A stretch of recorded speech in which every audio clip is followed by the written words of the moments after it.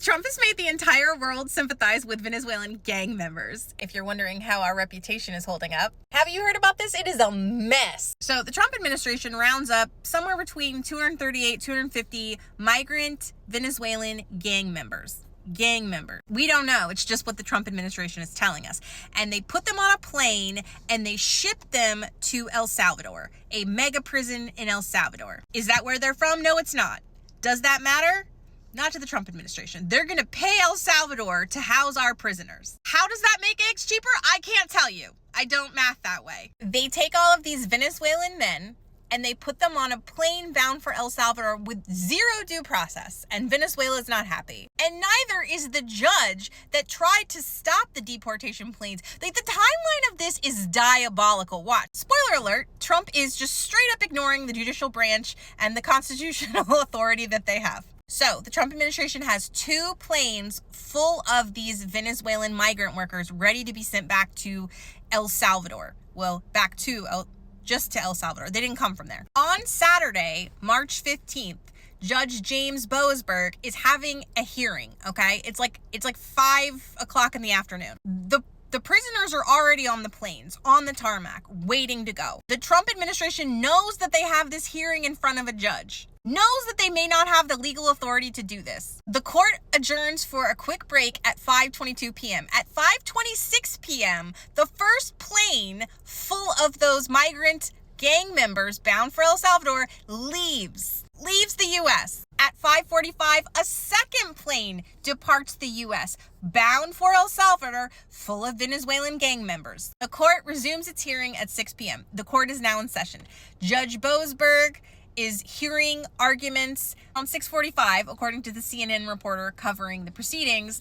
Judge Boasberg looks at the Justice Department attorneys and he's like, listen, if you have some planes in the air, they need to turn around.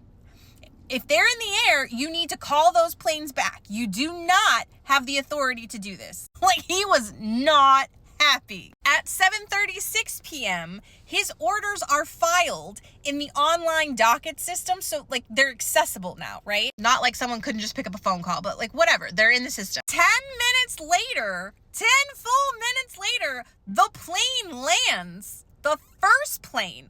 So they knew, the Justice Department lawyers knew for 10 full minutes that they were supposed to turn those planes around, and it allowed one to land. One's still up in the air, and they could definitely turn that sucker around. But get this, we're not done yet. A third flight leaves around this time from Texas.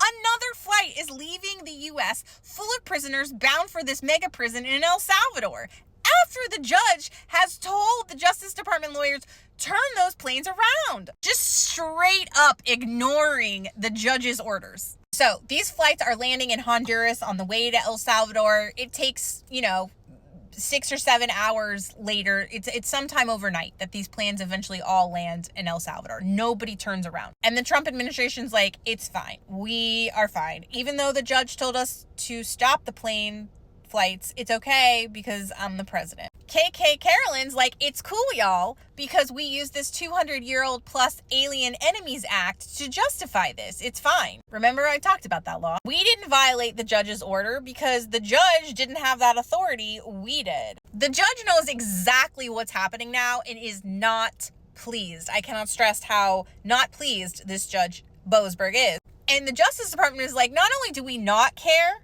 but we're also going to try to impeach you. We're going to try to remove the judge that's trying to stop the deportations because we don't like what you said, so we should just take you out of service entirely. Because what could be less democratic than that? By the way, while this is all going on, Venezuela is like, number one, we don't love the fact that you did this. They didn't get due process. Number two, now we're going to do everything we can to free these citizens. That's right.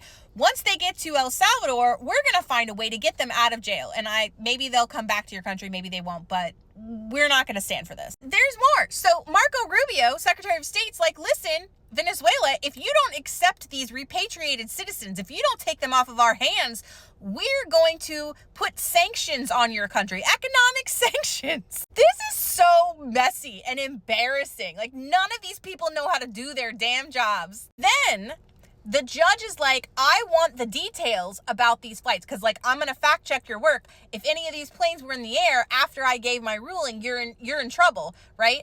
So he's like, give me that information. And the Trump administration's like, no, we're not going to do that. So they're not only refusing a judge's order, but they're also refusing to comply with an additional order for information about their first refusal of his order. Pam Bondi, the U.S. Attorney General, is like, listen, in fancy legal jargon, basically says, we just don't want to comply with that because we don't feel like it. So we're not going to. So we are at the precipice of a constitutional crisis. I mean, most would argue we've already stepped over that line. But now we're waiting to see what this judge is going to do as the Trump administration refuses to hand over the flight details from these prison flights to El Salvador. This is compelling drama, and I would really normally enjoy watching it if it didn't involve my country's democratic framework crumbling to the ground.